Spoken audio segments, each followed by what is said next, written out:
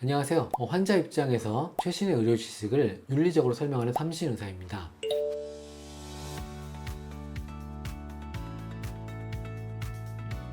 자, 스트레스 요실금으로 병원에 진료를 오시면요, 저희가 이제 병력을 여쭤봐요. 그래서 언제부터 그러셨는지, 변이후 습관은 어떤지, 방광염은 자주 걸리시는지, 또 상황에 따라서 어떤 검사를 하냐면 방광 초음파도 보고, 필요에 따라서 소변 검사에서 정밀 검사를 보기도 하고, 그 다음에 유효 역동학 검사라고 해서 진짜 이 그래프로 나오는 검사를 하기도 해요. 얘는 한 3, 40분 정도 걸리지만 제일 정확하게 방광의 기능을 평가하는 걸로 되어 있습니다. 그리고 상황에 따라서는 방광 내시경으로 방광을 직접 들여다보기도 해요. 최근엔가 한 분 그렇게 봤는데 방광암이 진단된 분도 계셨어요. 그렇기 때문에 방광에 문제가 있으면 누구든 다 걸릴 수 있어 이렇게 생각하지 마시고 한 번 정도는 진료를 보시는 걸 권장드립니다.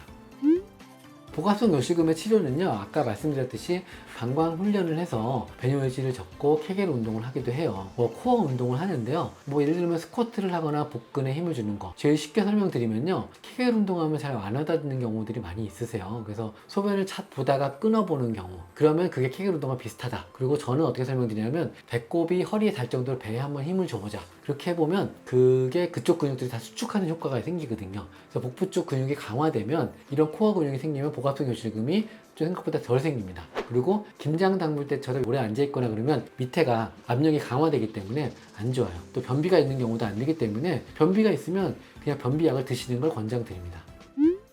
복합성 요실금의 치료로는요, 아까 말씀드린 상담 병력을 청취하고 검사를 한 다음에요, 또 초음파를 보고 수술이 필요하면 수술적 치료를 합니다. 복합성 요실금의 경우는 80%까지 수술로 진행하기도 하고요. 예전에는 배를 째고 개복 수술을 했기 때문에 수술을 안 하는 경우도 있었지만, 요즘에는 그 중부 요도 슬링이라는 수술을 하기도 하기 때문에 그 수술은 생각보다 되게 간단하고 15분이면 끝납니다. 골반 근육에 허가받은 메쉬라는 재료를 위치시켜서 골반 저근을 강화시켜서 이렇게 좀 강화 붕대 같은 걸 써준다고 보시면 되겠어요. 수술 과정은 당연히 마취를 하고요, 요도 아래쪽 살짝 절개를 해서 테이프를 넣어놓고 봉합만 하면 끝납니다. 건강보험이 적용되는 수술이고요. 요실금 수술 시에 다른 근육도 강화하는 축소 수술을 하기도 해서 골반 근육을 강화하면 재발 확률도 떨어뜨리기도 합니다. 효과는 바로 있어서 수술하면 다들 웃으세요. 그래서 만족도 굉장히 좋고요. 예전에 처음 이런 수술이 나올 때는 소변을 못 보기도 하고 힘들었는데, 요즘엔 데이터가 쌓여서 모두 또 경험이 많이 늘었기 때문에 수술하면 만족도는 굉장히 좋고요.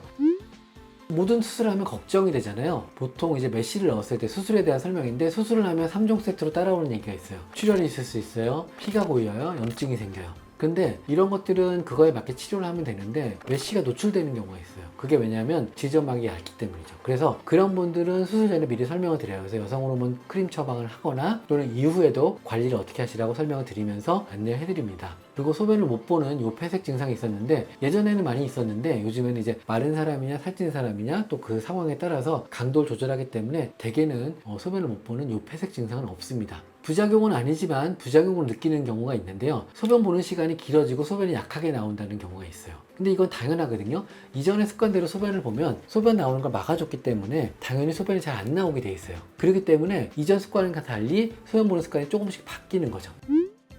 그 다음에 절박성 요실금은요, 생각보다 많아요. 그 이유가 저는 서서 일해요, 저는 오래 참아요, 이런 분들 계시거든요. 제가 볼 때도 야, 물리적으로 저걸 참을 수 있을 정도로 오래 참고 일을 하시는 분도 꽤 많겠습니다. 근데 이게 문제가 뭐냐면, 나이가 들면서 방광이 노화가 되고 감염 등이 자주 생기면서 감각신경이 둔해지고 또 운동신경이 예민해져서 절박성 요실금이 생기는 거거든요. 이거는 또 치료하는 방법이 따로 있어요. 먼저 약물 치료를 먼저 하고요, 방광 수축 억제 치료를 3에서 6개월 해서 안정화되는지를 보기도 하고, 그 사이에 또 내가 소변 보는 습관을 조절하면 대개는 괜찮습니다. 그 다음 치료로는 방광 내 보톡스를 주입하기도 하고요, 방광 내시경을 해서 안쪽에 이상이 있는 쪽을 보기도 하고요, 필요에 따라서는 방광 내시경 후에 방광 안을 코팅하는 좋은 제제들이 많이 나왔어요. 그래서 그런 치료를 하면 절박성 요실금도 잘 치료되고 있습니다. 절박성 요실금은 증상이 어떻게 나오냐면요, 소변이 보고 싶을 때 바로 소변이 나오는 경우죠. 그리고 또 화장실 가기 전에 소변이 나오는 경우, 또 야간뇨가 증가되는 경우입니다. 최근에 약이 많이 좋아져서 이런 약들을 먹으면, 옛날에는 부작용도 많았어요. 어지럽기도 하고 침이 마르기도 했는데, 요즘에는 그 약들이 효과가 좋기 때문에 약을 드시는 걸 권장드린다고 하고요. 혼합성 요실금이 있어요. 그는 복합성 요실금과 절박성 요실금이 같이 있는 경우죠. 이런 경우는 요실금 수술을 하고 그거에 맞게 같이 치료를 하면 됩니다. 그래서 복합성 요실금 환자의 30% 정도가 차지를 하기 때문에 수술 후에 같이 치료하는 걸 더 권장드립니다. 어떤 분들은 저 요실금이에요 이렇게 또 오시기도 하세요. 근데 실제로 상담을 하고 초음파를 보고 이야기를 하다 보면 수술을 해야 되는 복합성 요실금이라기보다는 절박성 요실금이나 이런 경우가 있기 때문에 만성 방광염이나 그쪽으로 치료해야 되는 경우도 따로 있으니까 진료를 받아보시고 판단하시는 걸 권장드립니다. 오늘 요실금에 대한 설명을 드렸습니다. 우리가 살면서 대변을 안 보는 날은 있어도 소변을 안 보는 날은 없어요. 그렇기 때문에 방광 기능은 아주 중요합니다. 우리 숨 쉬시는 것만큼 중요하다고 저는 설명드리고요. 또 하나는 노화도 질병이에요. 안타깝게도 요실금은 대부분 노화가 진행되면 생긴다고 설명을 드리고요. 또 당뇨도 잘 조절해야 합니다. 그래서 소변 300 정도는 참아서 보시는 걸 권장드리고요. 증상이나 이런 끼미가 있다고 보면 한 번 정도 진료를 보시는 걸 권장드립니다.